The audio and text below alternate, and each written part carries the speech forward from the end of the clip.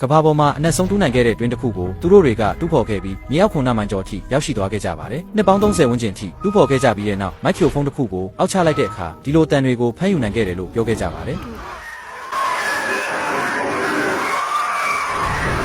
အဲ့ဒီခါမှာတော့လူများစုကသူတို့တွေမရဲတဲ့ကိုရောက်အောင်တူးနိုင်သွားပြီလို့ယုံကြည်ခဲ့ကြပြီးတချို့ဆိုရင်နဆိုးတကောင်ကအဲ့ဒီတွင်ထဲကနေလွတ်ထွက်လာတယ်လို့တောင်ပြောခဲ့ကြပါသေးတယ်။ဒါပေမဲ့နောက်မှသိလိုက်ရတာကအဲ့ဒီအတန်ဖမ်းယူမှုတွေကတကယ်ပဲမရှိခဲ့ဘူးဆိုတာပါပဲ။တကယ်တမ်းမှာလည်းဘာသာရေး TV အစီအစဉ်တချို့ကထိတ်လန့်စရာရုပ်ရှင်ဇာတ်လမ်းတွေကအတန်တွေကိုဖျက်ညက်ကပ်လုပ်ပြီးမရဲတကယ်ရှိတယ်ဆိုတာကိုသက်သေပြဖို့အသုံးပြုခဲ့ကြတာပဲဖြစ်ပါတယ်။ဒါကတော့ဆိုဗီယက်ယူနီယံမှာ1990လောက်ကတူးခဲ့ကြတာဖြစ်ပြီးအကြောင်းမျိုးမျိုးကြောင့်ရပ်ဆိုင်းထားခဲ့ရတာပဲဖြစ်ပါတယ်။ဝါယာကြိုးကြီးတစ်ချောင်းကိုတယုံတစင်းနဲ့ချိတ်ထားလိုက်ပြီးမိုးကြိုးမုန်တိုင်းရဲ့ကိုရောက်သွားအောင်ထွတ်တင်လိုက်ပါတယ်။မုန်တိုင်းကြောင့်လေထုထဲမှာလျှက်စစ်တပ်တွေများလာပြီးစုပုံလာတဲ့အခါမြေပြင်ကခလုတ်တစ်ခုကိုဖွင့်လိုက်ပြီးဘိုးအားထောင်ပေါင်းများစွာကိုကျိုးရဲပို့ပေးလိုက်ပါတယ်။အဲ့ဒါကြောင့်မိုးကြိုးပစ်ချခြင်းကိုဖြစ်ပေါ်လာစေပါတယ်။မိုးကြိုးကတယုံရဲ့တတုကအကာအကွယ်ကိုထိလိုက်တဲ့အခါလျှက်စစ်တပ်ကိုကျိုးရဲပြန်ရောက်သွားအောင်လမ်းကြောင်းပြောင်းပေးပါတယ်။နောက်ဆုံးမှာတော့အဲ့ဒီလျှက်စစ်တပ်ကမြေကြီးရဲကိုစီးဆင်းသွားပြီးစောက်ဦးတွေဘက်မရောက်သွားအောင်ကာကွယ်ထားစီးပေးပါတယ်။ပြီးကြတော့လေမြို့ကြီးကိုအနေရရှိရဲ့မိုးကြိုးပစ်မှုအနေရတွေကနေကာကွယ်ပေးနိုင်ပါတယ်။ဒီစမ်းသပ်မှုကိုဂျပန်နိုင်ငံကသုတေသီတွေကပြုလုပ်ခဲ့ကြတာပဲဖြစ်ပါတယ်။